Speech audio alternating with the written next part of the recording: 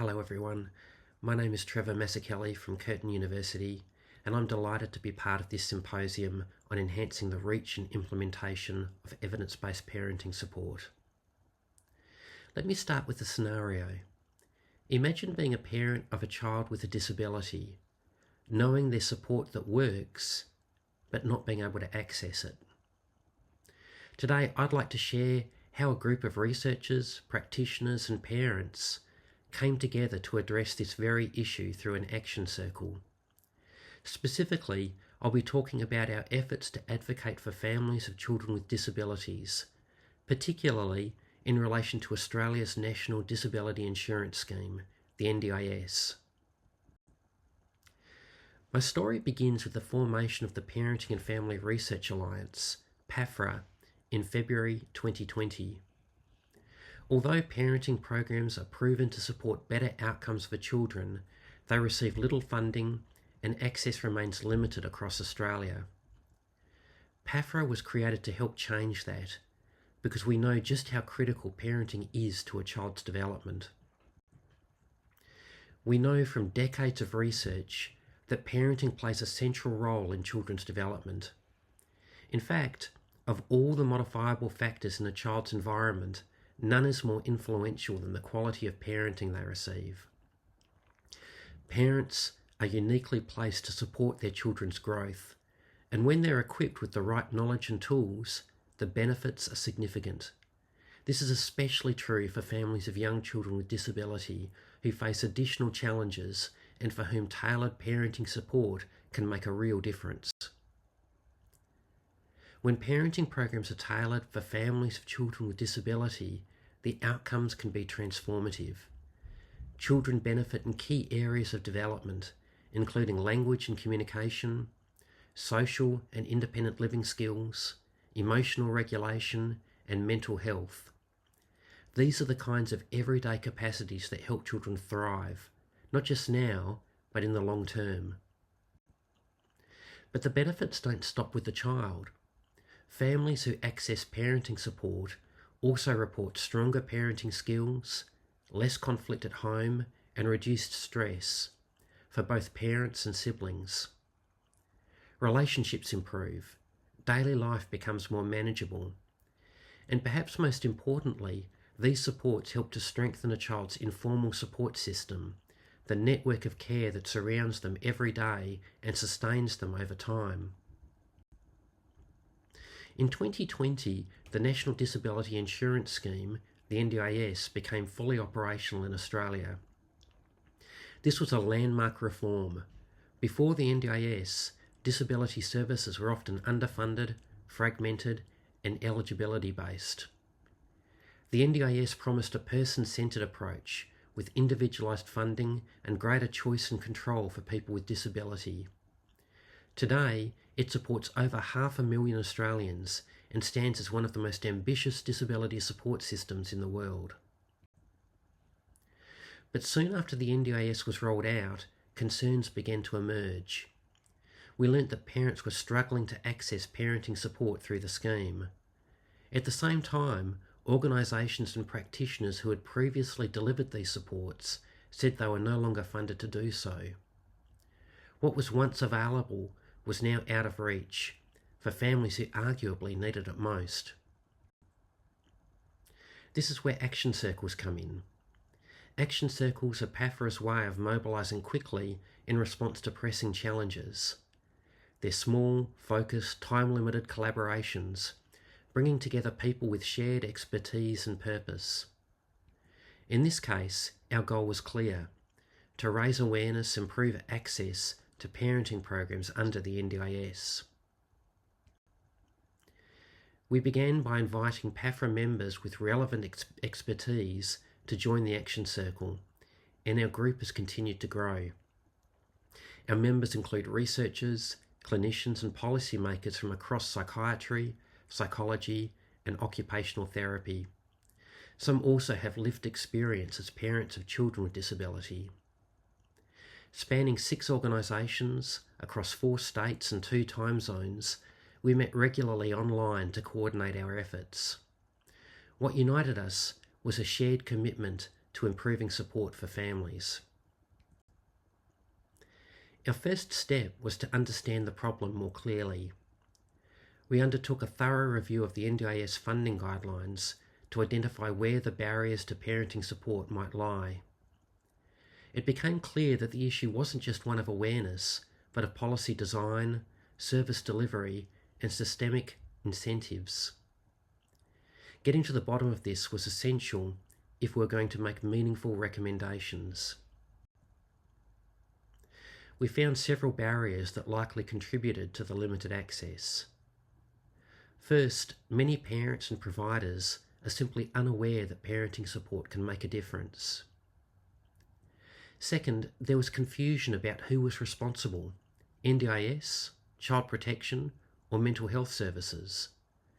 For some parents, especially those with intellectual disability, asking for help risked being referred to child protection, creating fear and stigma.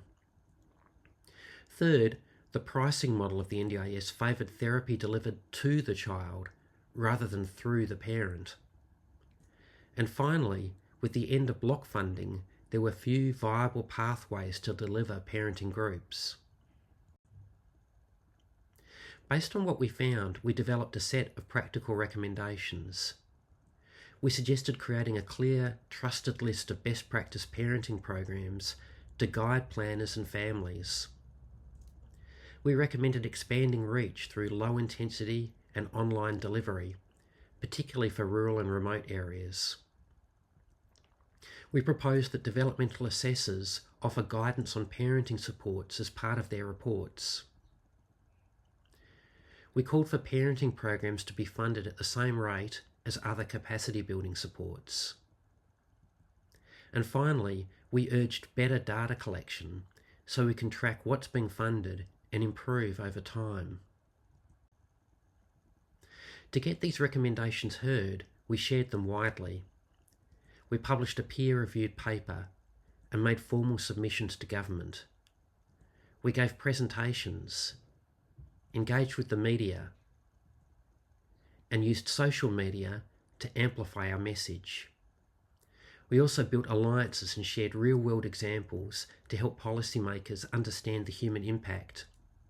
This wasn't just about getting our ideas out there, it was about making the issue visible, urgent, and real. While we were doing this work, the Australian Government announced an independent review of the NDIS in late 2022. The review aimed to examine the scheme's design, operation, and long-term sustainability, and to identify ways it could better meet the needs of people with disability. Naturally, we saw this as a critical opportunity and made another submission, this time directly to the NDIS review. When the final report of the NDIS review was released in December 2023, we were encouraged to see some alignment with our recommendations. The review emphasised the need for early intervention services grounded in best practice and delivered in natural settings like the home. It also recognised the importance of supporting both the child and the family, offering practical strategies for integrating developmental support into everyday routines. And it acknowledged that parents need better guidance and support to plan and access services that truly meet their families' needs.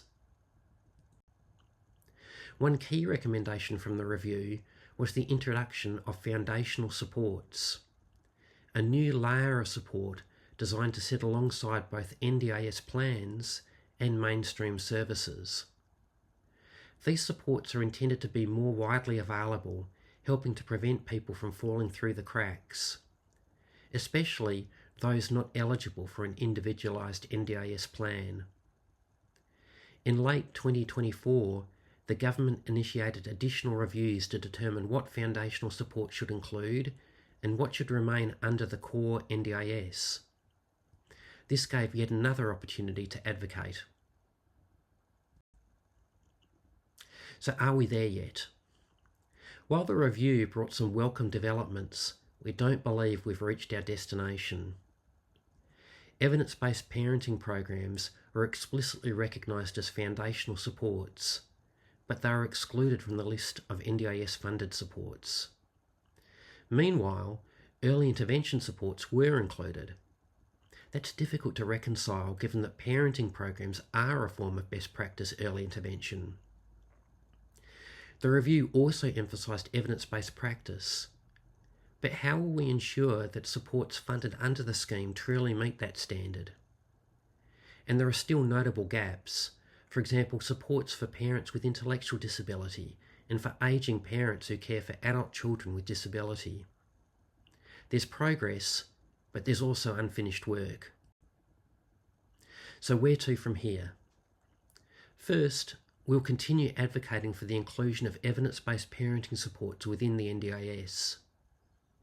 Second, we want to empower families by raising awareness of what works and how to ask for it. And third, we'll keep highlighting the needs of often overlooked groups, parents with intellectual disability and those caring for adult children. There's still work to be done, but we're committed to keeping this conversation going. To what extent did our efforts shape the NDIS recommendations? It's hard to know for sure. There were nearly 5,000 submissions, many of them raising concerns about families and parenting. But here's what we do know. We helped raise awareness of parenting as a critical issue. We contributed clear, evidence-informed recommendations to improve access to parenting support. And we demonstrated that researchers and practitioners can work together quickly and strategically to inform national policy. So what worked about this approach? It was collaborative. Everyone brought something to the table and no one had to carry it all. We were also supported by the broader PAFRA network. It was focused. We didn't try to fix the whole system, just one important part. It was visible. By staying on message, we gained traction in public and policy spaces. And it was doable. Action circles don't need major funding or infrastructure. What they require is commitment, coordination, and clarity of purpose. This isn't just a story about the NDIS. It's a glimpse of what's possible when researchers, practitioners, and families come together with a shared goal. That's the power of action circles. They create space for different perspectives to align and for small, meaningful steps toward change. If we want evidence-based parenting programs to reach those who need them most, especially in complex systems like disability support, we need to be both strategic and compassionate.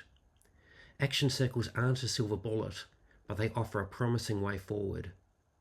So my invitation to you, whether you're a researcher, a practitioner, or a parent, is to consider where your knowledge and passion might fit in.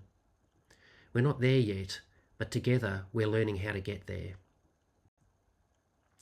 Thank you for your time and interest. Please feel free to connect with us if you'd like to learn more, share your perspective, or get involved. Before I close, just a few disclosures. I'm a co-author of the Stepping Stones PPP program. Bruce Tong and Avril Brereton are authors of Preschoolers with Autism. Sharon Dorr developed Parents Under Pressure. Catherine Wade is a developer of Parenting Young Children. And Kirsten Bairdbait and I are both parents of children with autism and access NDIS supports.